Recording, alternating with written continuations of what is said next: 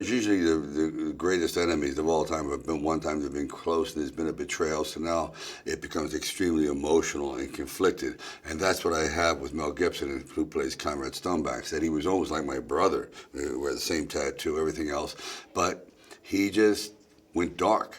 He just went off the reservation, and I was there, and I thought I had taken him out before, and he's back. So he survived the assault years earlier, and he's here to wreak revenge.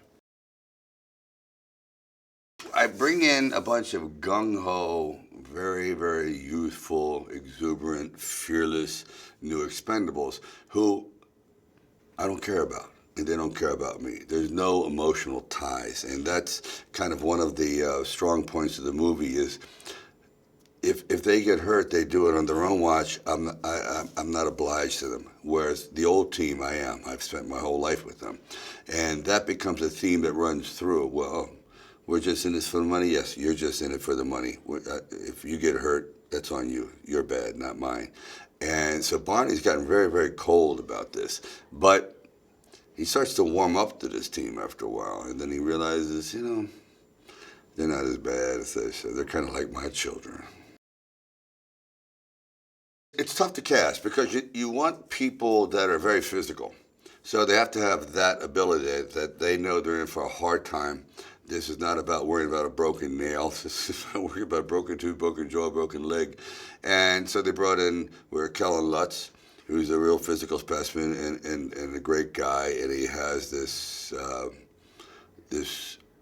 tremendous screen appeal. Victor Ortiz, professional fighter. Ronda Rousey, world champion, MMA, who could actually do what you see. And when you see her on screen doing these incredible feats, there's no wires. That's her. And then, of course, you bring in Glenn. And Glenn, he's kind of not the brains, but he's the high-tech guy of the group. And he all of a sudden, the Expendables have become tech-savvy. Whereas before, the old guys would just kick the door down and just blow things up. And that's the difference. So we're being brought into a new age by the young people who think my old-fashioned ways are ridiculous. You want it to be as rough and raw as warfare is. Kind of like in the last Rambo, I just let it go. I wasn't pulling any punches. Well, same thing here. There's nothing cutesy about it. Whereas in the last one, there'd be these little wink at the camera. Not this time. It's on. This one, I think we got the tone just right. It has the humor in it. To me, it's not as wink, wink, it's retro 1980. It's not. It's happening right now. When we bring in the young people, it keeps it fresh. Also, the story is more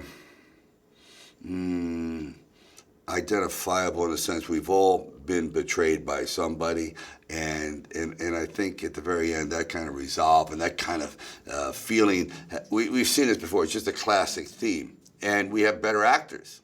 I mean, really, you got Harrison Ford in there, you got Wesley Snipes in there, Antonio Banderas is incredible, Kelsey Grammer's amazing. I mean, it just keeps going on and on.